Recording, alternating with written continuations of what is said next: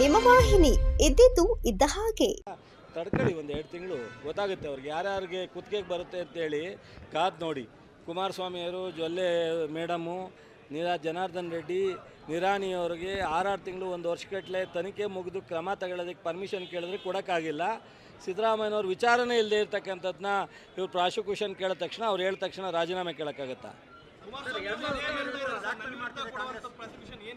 ಇದೇ ಅಲ್ಲಪ್ಪ, ಲೋಕಾಯುಕ್ತ ಸಂಸ್ಥೆ ತನಿಖೆ ಆಗಿದೆಯಲ್ಲ, ಸುಪ್ರೀಂ ಕೋರ್ಟಲ್ಲಿ ಡೈರೆಕ್ಷನ್ ಕೊಟ್ಟಿದ್ದಾರಲ್ಲ ತನಿಖೆ ಮಾಡಬೇಕು ಅಂತ. ಅದನ್ನು ನಾವೆಲ್ಲ ಕೇಳ್ತಾ ಇರೋದು. ಆಗೋಗಿರೋ ತನಿಖೆಯನ್ನು ಯಾಕೆ ಗವರ್ನರ್ ಅವರು ಇಟ್ಕೊಂಡಿದ್ದಾರೆ ಅಂತ.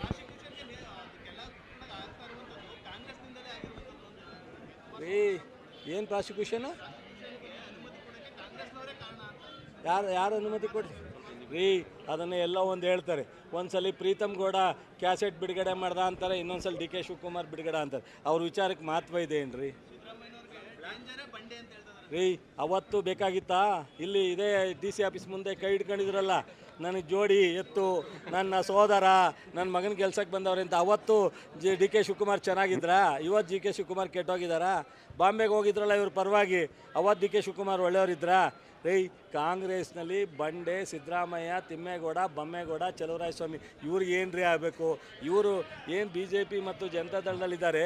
ಇವರು BJP ಪರವಾಗಿ, RSS ಪರವಾಗಿ ಏನು ಮಾತಾಡಿದರು? ಮೋದಿಯವ್ರ ಬಗ್ಗೆ ಏನು ಮಾತನಾಡಿದರು? ಯಡಿಯೂರಪ್ಪನ ಬಗ್ಗೆ ಏನು ಮಾತಾಡಿದರು? ಯಡಿಯೂರಪ್ಪ ಇವ್ರ ಬಗ್ಗೆ ಏನು ಮಾತಾಡಿದ್ರು? ಅದನ್ನು ಒಂದು ಸ್ವಲ್ಪ ತಿರುಗಿ ನೋಡೋಕೆ ಹೇಳ್ರಿ.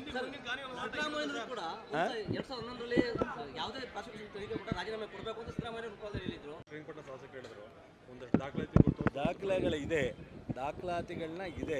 ಸರ್ಕಾರ ಬಿಡುಗಡೆ ಮಾಡಬೇಕು ಅಂದರೆ ಬಿಡುಗಡೆ ಮಾಡಿ ತನಿಖೆ ಕೊಡಬೇಕು. ಇಲ್ಲ ತನಿಖೆ ಕೊಟ್ಟ ಮೇಲೆ ತನಿಖೆ ನಡೀತಾ ಇರುವಾಗ ಬಿಡುಗಡೆ ಮಾಡೋದು ಸೂಕ್ತ.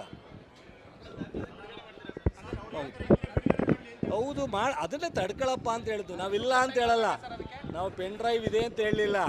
ಸದ್ಯದಲ್ಲೇ ಎಲ್ಲವೂ ಹೊರಗಡೆ ಬರುತ್ತೆ. ನಾವು ಹಂಗೆ ಹೇಳಲ್ಲ ಗುರು, ನಾವು ಹೇಳ್ತಾ ಇದ್ದೀವಿ, ಕೊಡ್ತೀವಿ.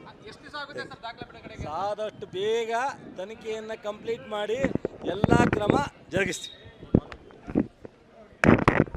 ಸುದ್ದಿ 3 ವಾಹಿನಿಯ ಹೆಚ್ಚಿನ ಮಾಹಿತಿಗಾಗಿ ಸಬ್ಸ್ಕ್ರೈಬ್ ಆಗಿ ಹಾಗೂ ಬೆಲ್ ಬಟನ್ ಒತ್ತಿ.